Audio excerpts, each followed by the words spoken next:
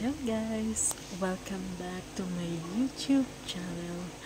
And for today's videos guys, so nag-i-scroll kasi ako sa cellphone ko. Then tinitingnan ko yung mga views ng mga video ko dito sa YouTube account ko.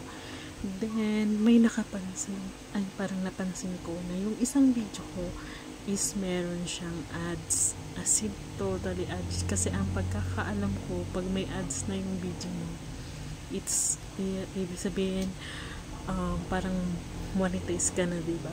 Yung mga video kasi alam ko yung nagkakaroon lang nun is yung mga ng 1,000 subscribers and 4,000 yung watch hours niya. So ngayon hindi nagulat ang lola ko. So akala ko, then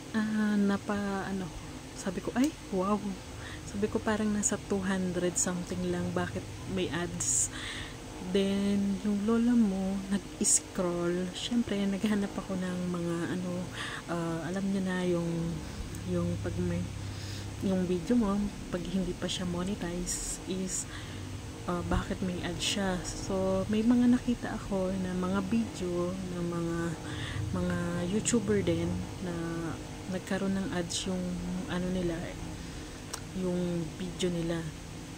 Then nag-scroll ang lola mo ngayon pala, so namimili talaga si YouTube ng lalagyan ng mga ads, kasi dahil sa dami ng mga YouTuber na syempre malaki na yung expenses siguro niya, so kailangan niya ng maglagay ng mga ads dun sa mga ibang video kahit hindi pa siya monetize. Because nasad ang lola mo, pero in the first place may kagandahan naman pala yun, so pwedeng meron na rin mag-views sa mga parang kakalat na siya, kumbaga yung iba kasi parang kailangan pa nilang ng mga sponsor, diba, bago sila magka-ads sa mga video nila. Kaya yun lang. Natawa lang talaga ako kasi sobrang na-excite ako guys. First time ko lang kasi na magkaroon ng ads yung video ko.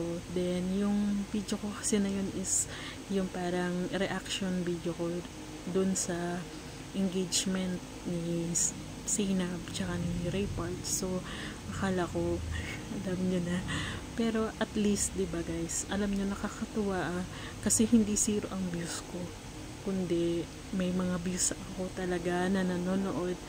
Walang mga likes, pero at least may nanonood ng mga videos ko. Kaya patuloy pa rin akong gumagawa ng mga videos kahit once a week lang nag-upload ako, kasi gusto ko nga itry, kasi syempre wala namang masamang mag-take ng video, then naman parang din ng self, parang nagbo-boost yung confidence mo kung may manood or mag-comment, pero wala namang bashing sana. Pero alam ko yung mga bashers para lang yun sa maraming views at maraming followers. So yun lang guys, thank you very much sa mga nanonood ng videos ko. Bye bye.